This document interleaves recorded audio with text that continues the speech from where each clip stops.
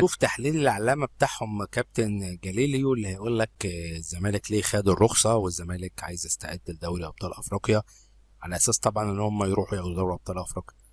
ما يعرفش إن هم بقالهم ربع قرن مش عارفين ياخدوا دوري أبطال أفريقيا، وفي الغالب أصلا بيخرجوا من دوري المجموعات.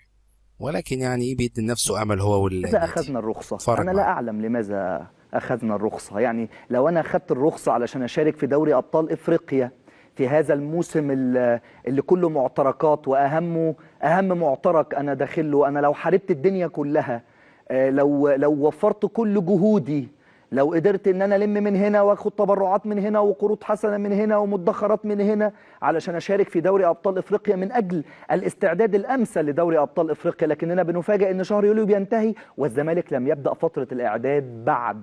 ويطلع الكابتن محسن صالح يقول لحضرتك اصل الزمالك ليس مرشح للدوري لانه ما بداش فتره الاعداد فنيا. ايوه، برضو حضرتك ما قلتلناش منين مصدر الفلوس، منين التمويل، ايه قروض حسنه دي، مين اللي بيدي قروض حسنه، مدخرات مين اللي حوش.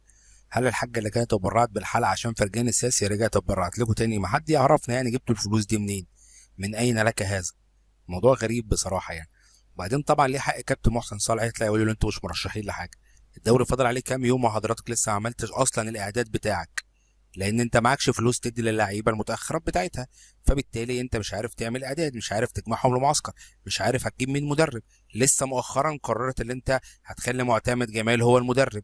فانت ما عندكش استعداد لاي حاجه، فانت جاي بتتكلم في ايه بس يعني الناس عشان نبقى احنا بتزعل، فاهمين انت ايه بتزعلوا اللي من انت ايه يا عايز تقوله جماعه؟ يعني من الآخر. بتزعلوا من ايه يا جماعه؟ هناك فرق ما بين التقليل وما بين اللي بيصارحك بحقيقتك. يا ريت كل واحد يصارحني بحقيقتي. ايوه انا عندي مشكله، انا متاخر جدا جدا جدا، ومش هنزهق ان احنا نقول دوت، ومش هنزهق ان احنا نقول ان بدايه فتره الاعداد مش محل تفاوض ولا محل طرح.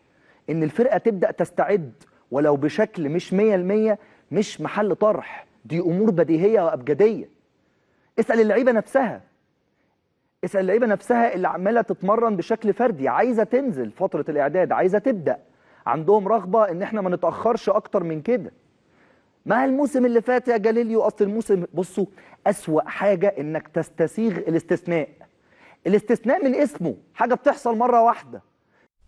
طبعا هنا نغمة الموسم اللي فات ده كلنا عارفين ان هو كان موجه ازاي علشان الزمالك ياخد الدوري وعشان الزمالك ياخد البطولة. لكن عملت انت ايه في بقية البطولات؟ ولا عملت اي حاجة. السوبر خسرته من الاهلي، وطلعت من الكاس. طب إيه اللي انت عملته عشان تتكلم؟ تاني حاجه، اللعيبه مش نفسها تتمرن، اللعيبه نفسها تاخد مستحقاتها. انت واكل فلوس اللعيبه عماله تشوفك وانت عمال تدفع مستحقات الناس اللي مشيت وهم ما قبضوش. فانت طبيعي اللعيبه مش شرط تنزل ولا معسكر ولا انت راجل ترضى جامد تنزل وعملتها تتمرن حتى. مرتين، انت اخر حاجه وعملتها ثلاثه، مش هتحصل الرابعه. مش كل مره هنتظر ان القاعده تتكسر. القاعده اسمها قاعده من اسمها، والاستثناء من اسمه، شيء يحدث مره واحده فقط. فكره ان انا كل مره ابقى براهن على الجمهور وعلى القتال، ليه؟ الناس زهقت. هو انا كل مره لازم اعمل الابجديات وانا بيطلع روحي؟ الجمهور متنكد، جمهور بطل الدوري اللي واخد رخصه المشاركه في دوري ابطال افريقيا. جمهورهم كويس وعارف بيضحك عليه زي ما كان شيكابالا بيضحك عليهم كده بالظبط. طب حضرتك طلع على قناة النادي الرسمية تقول كده، طب احنا المفروض نستناك انت البرنامج الرئيسي على قناة النادي الرسمية اللي انت تطلع تقول لنا الفترة الإعداد هتبدأ امتى والمعسكر هتعمل ازاي.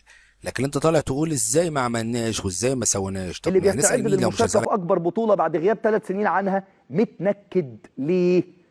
ليه؟ هل يستحق الزمالك هذا؟ بصوا يا جماعه، ومش عايز مقارنه بالموسم اللي فات، مش بس علشان الموسم اللي فات استثنى.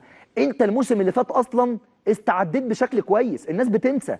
انت كنت جايب صفقات، بعضها جيد جدا، بعضها جيد، بعضها مقبول، لكن عملوا لك اضافه بدون شك.